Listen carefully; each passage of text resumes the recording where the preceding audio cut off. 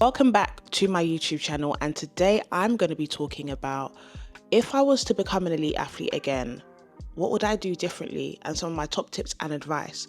And again, these videos are completely applicable to everyday life, productivity, and just trying to live your best, because I believe that in my experience of being an elite athlete, there are some lessons that are absolutely directly linked to life, and there's just this great synergy between the two different walks. So stick around if you want to know what I would have done differently if I was pursuing an elite athlete career at this stage in my life. I started weightlifting when I was 15 years old, so that obviously came with a whole different experience and perspective.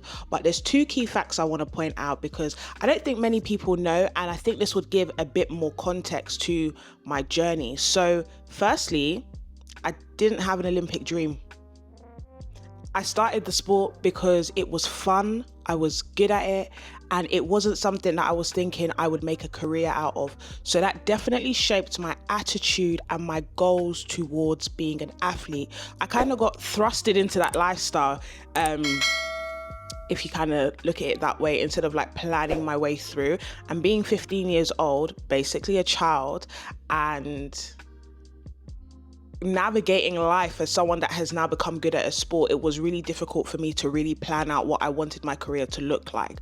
So I am looking back retrospectively as someone who may have started like a little bit older or starting at this age, because I do not think there's a time cap, especially in the world of weightlifting. We have seen some brilliant examples of people who have become elite, become successful at varying different ages. So these are the things I learned along the way as someone who kind of just was enjoying walking through the sport, and this is what I'm going to tell you about that.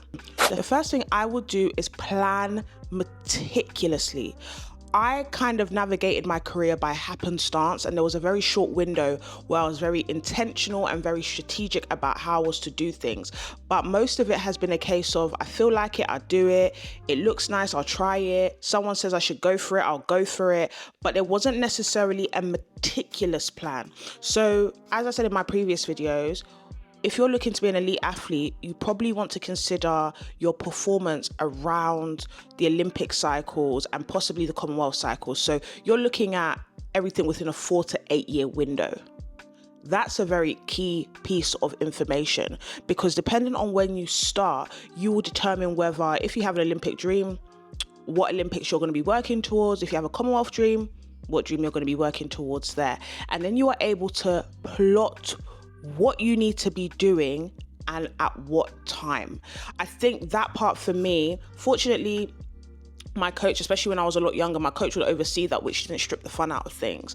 But especially when I went to uni and I became a funded athlete, it was definitely something I had to think about a lot more. And I don't think it was something that I took entirely seriously. So if you are an athlete, or if you are a person that's looking to pursue a career in sport, meticulously plan. So know what competitions you need to be at.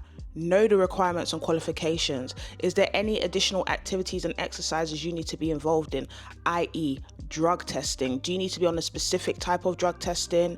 And I say that because there's international, there's national, and there's different systems like ADAMS, which is an hour every day of your location being known.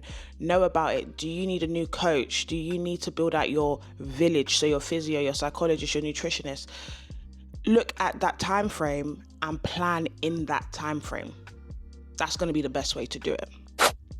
The second thing I would do is pick my training environment. So this is something that I was quite fortunate to have throughout my whole career, and it's not something that I necessarily complain about, because I feel like I was in the right place with the right people doing the right thing for the time of the season. So for those of you who do not know, I started in a school. We had our sports hall, we used to put the little mats out, and then as we started progressing and becoming high performers, our coach took us to a weightlifting gym. We trained there, and at the time all the GB athletes were there. It was phenomenal to be around athletes that inspired us, that pushed us, that they were just at the top of their game. Like, as a 15, 16-year-old at the time, being around people that were just the best in the country changed everything for me, because I was just like, I want to do what they're doing. I want to go where they're going. If they're lifting heavy, I want to lift heavy. And again, each time I've gone into different environments, when I went away to uni and I was training with some of my close mates, when I came back to London and I was back in the gym, when one of my close friends opened his own gym, I've always been in an environment that has been conducive to excellence. So if you are stuck for like, oh, I don't feel motivated, I'm training on my own, I'm maybe training in a Globo gym, those things are deciders. And yes, before anyone starts to shout in the comments, Globo gyms have their place. So like, oh, if you need to get your session in after work, and if you are somewhere away or your schedule doesn't allow you to go to a specific focused gym. But I don't want to neglect the importance of being around people who are doing the same thing as you and potentially even better than you. That is a big one. The next thing I would take seriously is understanding the requirements of my sport. I always say this to people: if I had known weightlifting was a weight class sport, I wouldn't have done it, because there's such a high demand to be meticulous, not only in performance, but in nutrition, which is something throughout the years I started to struggle with. So you need to understand what your sport requires of you. And in that planning stage that we just spoke about, you need to be very, very realistic about whether it's going to be feasible for you. So I'm just going to give you an example. When I started the sport, I was already a super heavyweight athlete. And I know that sounds quite like, whoa, what does that mean?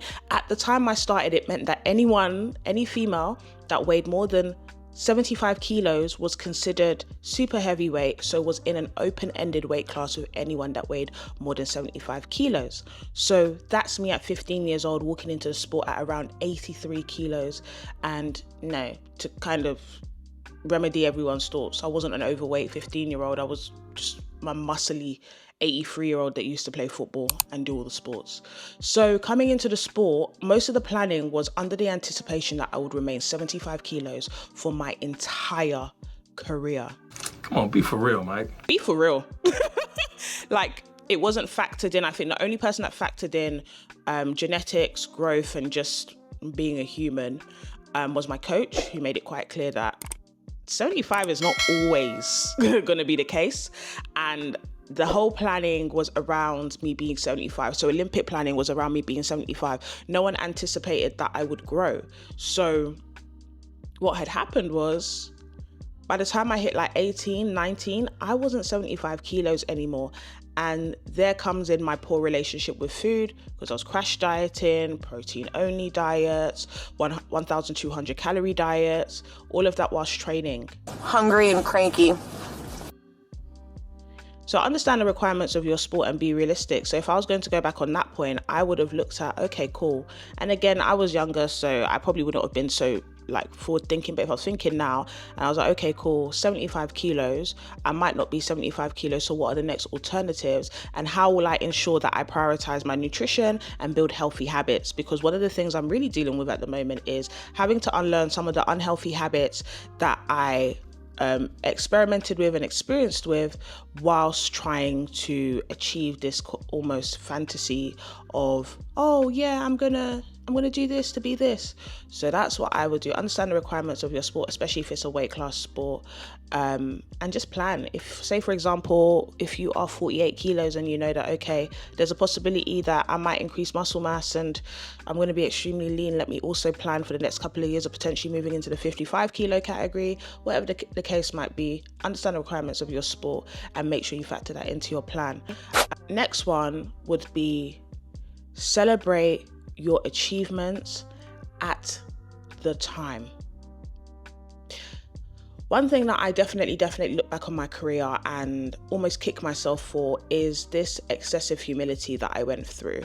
And I think that really caused like a sense of demotivation, because I wasn't celebrating the milestones and the accomplishments that I was achieving. And I think that in the early days, yes, it was very important, because I remember going to like the European youths and coming back so inspired to be the best athlete I could be. And somewhere along that journey, as I got older, I was not experiencing that joy of, oh, I've achieved this, I've got this medal. It just became like a chore, and I wasn't actually walking in the success of it all.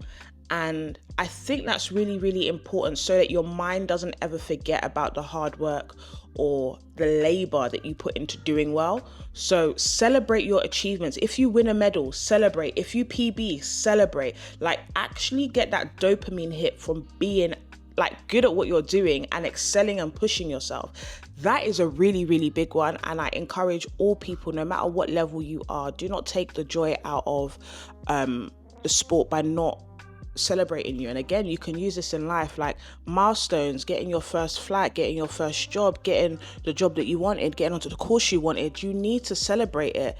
Like, you've put in all the work, celebrate. The next one I would say is be careful of who you listen to. So this one was actually a really good piece of advice from my coach, and I'm gonna hope that I say it in the right way, but it was like something along the lines of either hear everything and listen to some.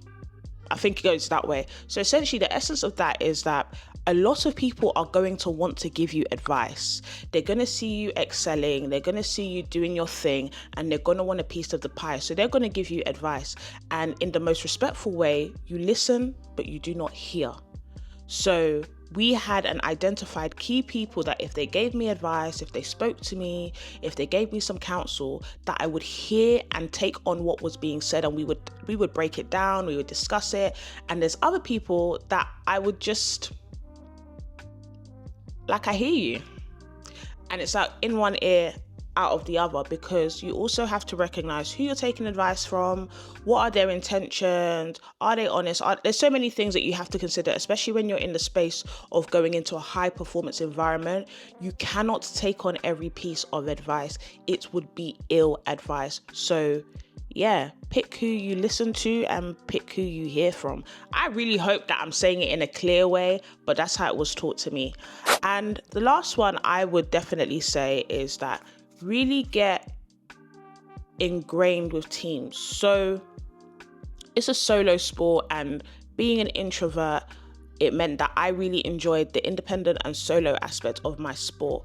But one thing I would take away is that really just get involved be a team player basically. And I think to a degree I was, but when I look back at it, I think that I could have really challenged myself, again, being introverted, but really challenged myself to be more involved in all that was going on. And not because, but blah blah blah, why do we have to do this? And like, just to be, you're going to be around people a lot of the time, and it's really, really important that if this is where you're spending most of your time, that you are really just like present. And I think that's the main thing. I was quite focused, and a lot of us was, to be quite fair. It's an individual sport, you've got individual goals and targets, so you become quite, and it's just, I would advise taking a step out of that and being part of a team and being part of what's going on. So even when I've gone back in the most recent years, I've definitely made an effort to engage with the people that I'm training with. Because again, when I was younger, we used to train like, no talking and chin wagging in the gym. When you're training, you're training.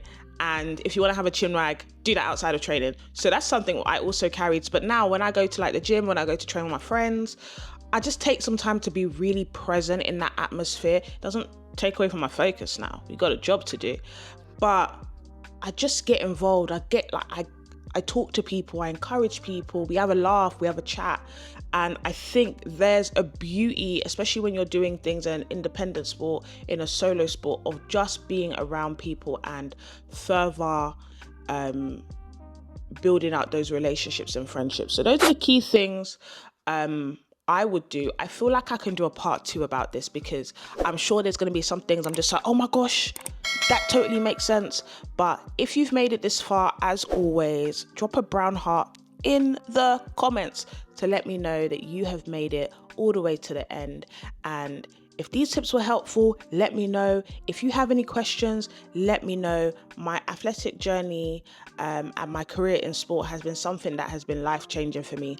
I keep saying this, and there's many lessons that I've learned. So if there's anything you want to know, drop it in the comment. And always, I will need you to tell a friend to tell a friend. And I will need you to tell their friend to tell their friends, to tell their aunties and uncles and their cousins. To like, comment, and subscribe. Damn. Don't be withholding. Be generous. Catch you in my next video, and love you all and stay blessed.